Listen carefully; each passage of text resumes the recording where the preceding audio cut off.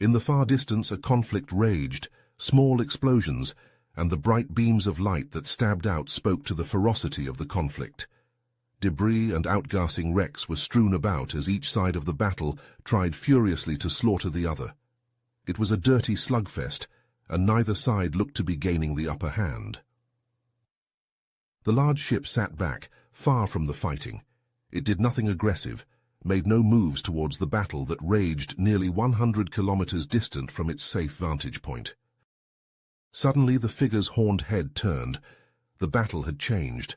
Several new bursts of flickering light announced the arrival of reinforcements to the enemy, including a huge behemoth of a ship. The new ship was dark and brooding, covered in sharp angles and bristling with guns. It swatted several frigates from the space around it as a child might swat a fly. The figure on the bridge of the dark ship saw this new threat and nodded their head to a subordinate. Suddenly, the enemy behemoth was surrounded by a dark red indicator on the main view screen.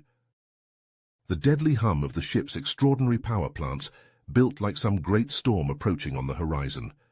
The hum and tang of ozone filled the air as the wail of the capacitors charging rose to a fever pitch. With ears ringing and eyes watering, the many technicians and engineers scrambled to and fro to prepare the mighty Paragon beamer for discharge. A single mistake could spell death to them all, and so there could be no mistakes. Everything was checked and triple-checked as the great gigawatt power stations of the ship fed the hungry capacitors more and more energy. Soon the capacitors were satiated, the incredible power contained within mind-numbing to imagine. Initiate. A simple phrase, but that was all that was needed. All at once the gigawatt capacitors fired in unison, the energy releasing with a powerful sound that was so all-encompassing it was more akin to a solid wall of force that reverberated through the ship.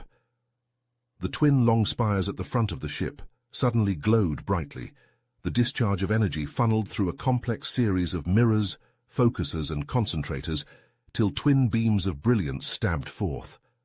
The beams traveled the space between the two ships so fast as to be instantaneous, the eye-searing brilliance of the beams causing immediate and permanent damage, any dumb enough to have looked at them directly.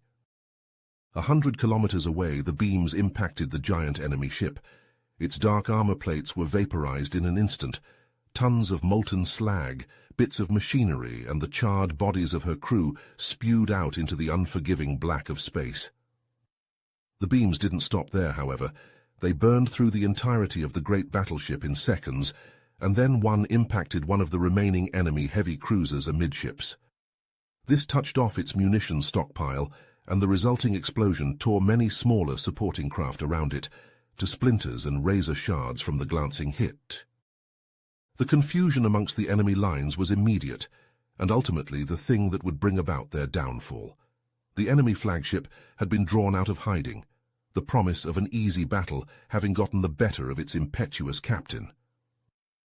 As the twin glaring lasers ceased, all that could be seen through the molten slag was ruin.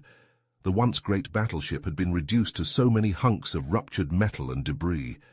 The main bulk of the tattered hulk now spiraled lazily out of control. The bright white plumes of outgassing bulkheads were in stark contrast to the deep dark of the void. The battle continued for another few minutes, as word of the devastation must surely have spread through the enemy lines. But the imposing dark ship and her silent captain hung back. They had revealed their presence, and in doing so had shown their hand. There was to be no glorious charge into the throngs of enemy ships. There would be no need. And indeed, as the shock spread through the opposing forces, ships stopped fighting. First one by one, and then in a flood surrender codes were transmitted from the once hostile vessels. All at once the battle was over. The enemy was rounded up and their escape pods reclaimed. 20,000 prisoners were captured, along with a dozen capital-class ships, all at the cost of a few of their own. Only the slowly tumbling forms of burnt-out wrecks showed that hostilities had ever taken place. And in a few weeks the salvage rigs would have cleaned up even that, leaving no trace that anything had ever even occurred. The figure aboard the long dark ship smiled, their long pink sinuous tail lashing in their pleasure at the desired outcome of the conflict. They had decisively won the battle, and it had only taken but a single shot.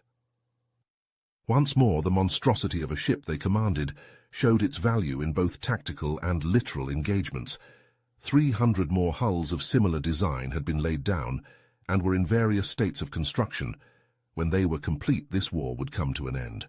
One way or another, the fighting would cease, and the galaxy would be returned to peace. If you finished this story, please subscribe and like the video. Then leave a comment that says, "I like the story," and I will heart every single one of them. It really helps me.